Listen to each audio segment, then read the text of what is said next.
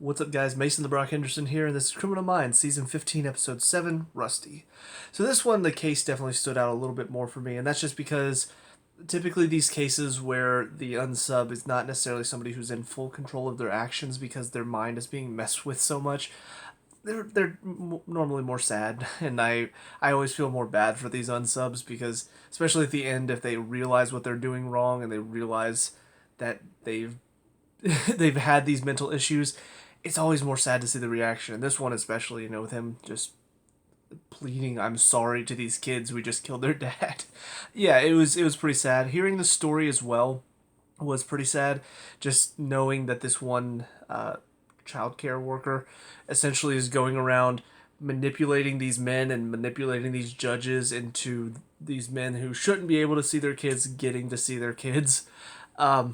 I wish we could have gotten a little bit more explanation for her, because the only explanation we got is that she enjoyed men needing her help, like relying on her. I just feel like that's a little weak for motivation. I wish we could have found out more about why she did that, but I know that that's not the point of the show. We need to focus more on the unsub. But yeah, it was just something that when it happened, I was like, I have some more questions about her, though, because it seems very dark and dastardly for her to go through all of this trouble. And sometimes, I mean, it seemed like maybe she would start a relationship with some of them, but did all of them end up starting a relationship with her? I mean, the one guy she was talking to at the beginning of the episode really didn't seem like he was into her flirting with him, so I don't know, it just seems odd. But yeah, I mean, the case for it was perfectly fine. It was sad, it was memorable, so it was well handled, I thought. The stuff with Prentice and Mendoza. I will say it did hit home with me a little bit just because I am currently in a long distance relationship. Now it's very different for me and my girlfriend because, one, my job is work from home. She works contractor work, and it's like a 7.5 hour drive. On a good day. Sometimes traffic gets worse, but yeah, it's not really that bad of a drive to go see each other, and we have plenty of time to. This is a lot more. When you hear long distance relationship, you think, okay, you're both working full time jobs, and it's DC to Colorado. That's very much a long commute. It's not something you can just, oh yeah, we'll just go visit each other for a week or something. It's going to be a lot harder for them to make long distance work in this scenario. On top of that, I'm still fairly young for an adult. I mean, 28, still pretty young. These two, they're in their what, late 30s, maybe 40s. They're at the point now where they want to get into a relationship where it's time to settle down. It's time to get a house. He's already got a kid, start a family. Being together all the time. At this point, it is difficult to say that a long distance relationship makes sense. So I do think that probably, I mean, especially with the fact that we've only got 3 episodes left, more than likely Prentice is probably going to end up moving to Colorado to go be with him after the show ends, which I think is perfectly fine. I still feel like the relationship started a little fast, but I thought they were fine together in this episode. I thought they actually had some good chemistry.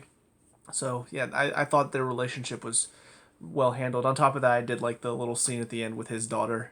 Some pretty funny lines there. And aside from that, the only other thing was just some good jokes sprinkled throughout. I will admit the Alves and Garcia stuff, it goes back and forth for me. Sometimes it is funny, and sometimes I'm just sitting here like, okay, can we just move on? The joke wasn't that good. It wasn't that funny. So can we move on? We're done with the joke. Let's go. But sometimes it did make me laugh. And then the whole discussion about parallel universes, the Mandela effect. I mean, there is some good stuff in that. It's something that I've looked into a bit. Obviously, not really research or studying because I don't understand the complexities of science and all of our universe stuff. But I have seen like some of the examples of the Mandela effect, and there are some that you look at it and you're just like, wait, that's not right. It's Febreze with two e's, right? Because Febreze, like it's a breezy. It's not Febreze with one e. There's no way. And there are just things like that. It is weird. So to see how they tackle it here, and this guy believing in these parallel dimensions and wanting to go see his kid in another one, It is also kind of funny because Multiverse of Madness was just released, and I won't say anything here for spoiler's sake, but the similarities in this at times were pretty interesting. But yeah, I mean, all in all, pretty solid episode. Not one of the best, but definitely not the worst this season because the worst has been pretty bad. So I'll take average Criminal Minds because I've not been getting average for some of this season.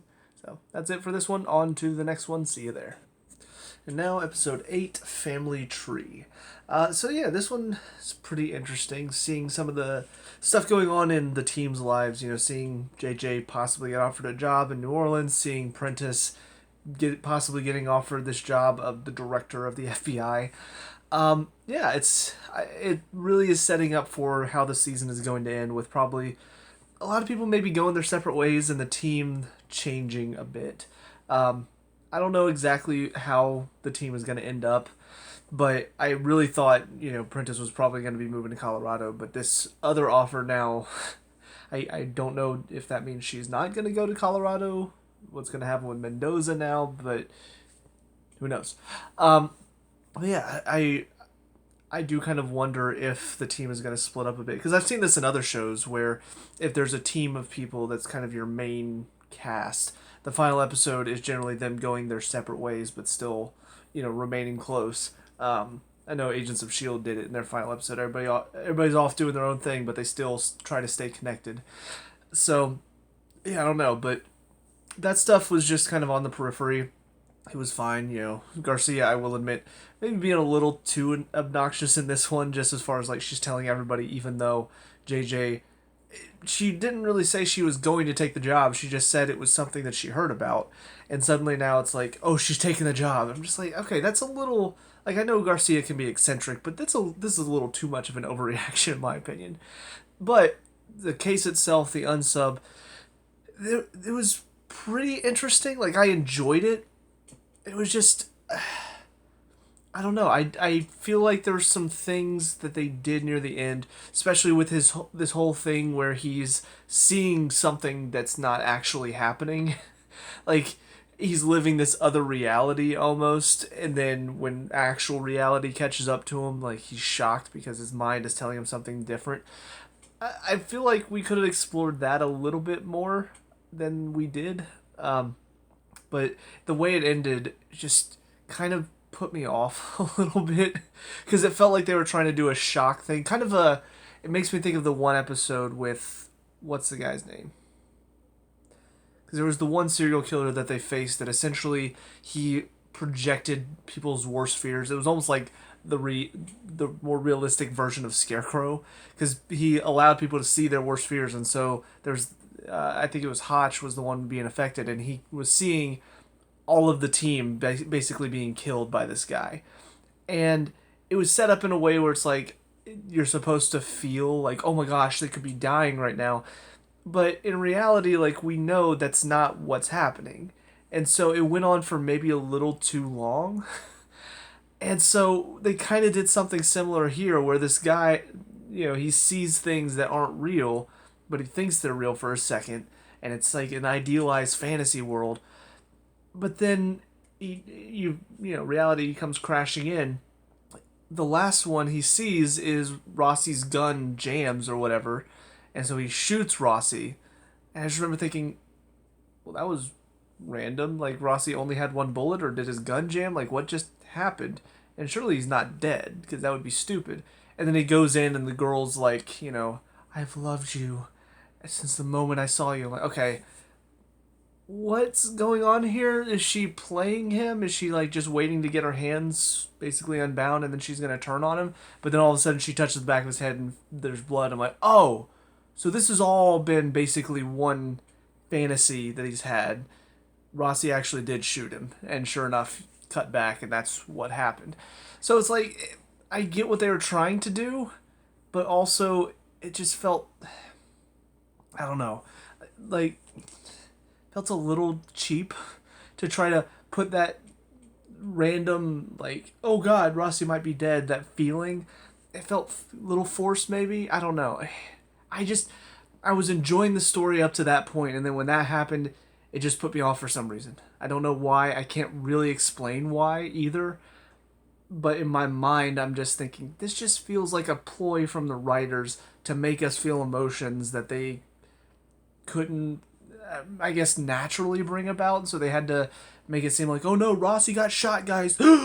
But then in reality, oh no, actually he's fine. It was all just a prank, bro. It's just, I don't know. I guess I don't normally like whenever shows or movies do that, where they have to play with your expectations, but not really play with your expectations. It was all just a dream, or it was all just a fantasy. And yeah, I don't know. Outside of that, though, I mean, the guy, kind of interesting unsub, just seeing how he essentially is almost, he has these two personalities at times where he sees this fantasy idealized world, but then reality comes crashing in, and whenever he's recording, it's almost like he has both of those mindsets at the same time, where he's like, please try to stop me, but then he's like, you can't stop me. And I don't know, I like that build up, and then you get to the end, and that's where it all threw me off. But that's about all I can think of for this episode. Nothing, I'm trying to think, nothing else really stood out to me as either really good or bad. Yeah, so that's about it. Let me know what you guys think on the comment section below. What were your thoughts on these two episodes? Let me know what we can talk about and discuss, all that good stuff.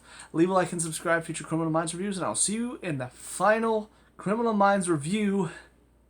Peace out.